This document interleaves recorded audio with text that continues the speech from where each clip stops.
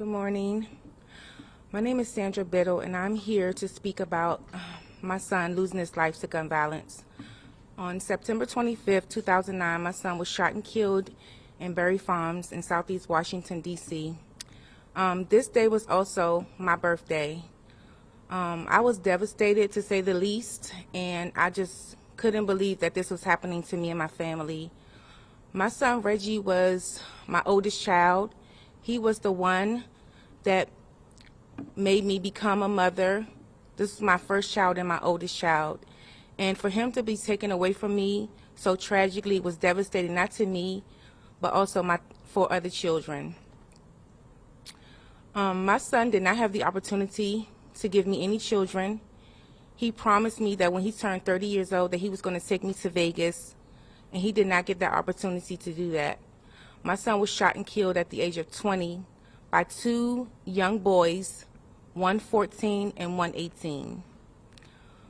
I'm sorry, I had my notes, but I left them in the car. This has been very tragic for me and my family. It's very devastating for me and my family, as well as my kids. The death of my son has affected one of my other sons. He started acting out in school, started being very defiant, because him and Reggie were extremely close. And so when Reggie was shot and killed, this affected my children. I could not eat, I could not sleep. After the death of my son, my job called me a week later asking me when was I coming back. Clearly I was not able to work at that time, but I had no choice because I had other children I had to take care of and feed. So I did not get the chance and opportunity to grieve properly for my son. And now it's affecting me in my life because I didn't get that opportunity at work. I find myself sometimes at work going to the bathroom, breaking down and crying. I find myself at the grocery store sometimes scared because of all the killings and things that are going on now. I find myself not wanting to go to the grocery store, leaving early. There are days where I just spaz out, I just black out, and I come to and I don't know what's going on. I think that we definitely need to have stronger gun laws in this country. There are other countries that don't go through any of this, that don't even see crime all year long like we do. I read an article one time that said in Iceland the police officers don't even carry guns.